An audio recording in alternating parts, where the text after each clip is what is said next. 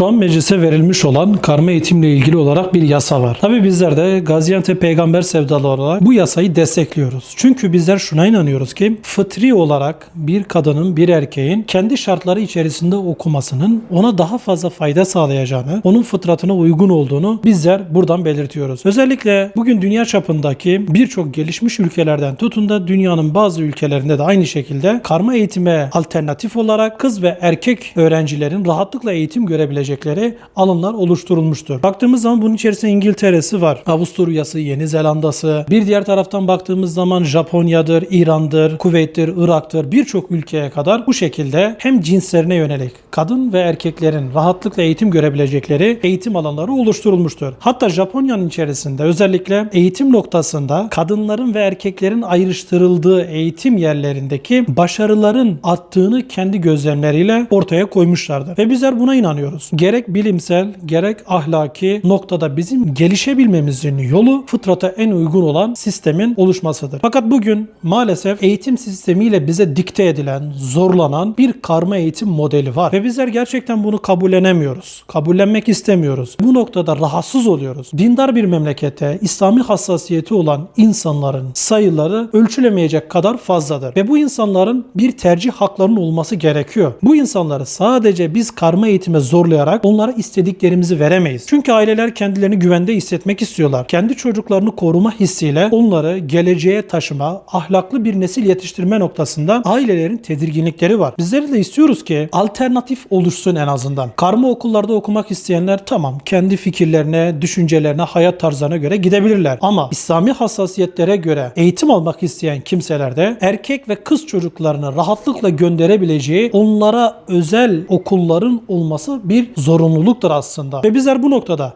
STK olarak üstümüze düşen bütün görevleri, vazifeleri yerine getirme noktasında asla ve asla geri adım atmayacağız. Meclise sunulan bu kanun taslağını da destekliyor ve bu noktada adım atılması gerektiğine inanıyoruz. Yusuf Tekin Bakanımızın söylediği gibi de kız çocuklarının nasıl okullarda eğitim görme hakkı ve talebi varsa bunları yerine getirme noktasında bir fikir beyan edilmişse de unutmasın ki biz bu güzel adımların ve toplumun faydasını olan bu işlerin daima destekçisi olduğumuzu buradan belirtiyoruz.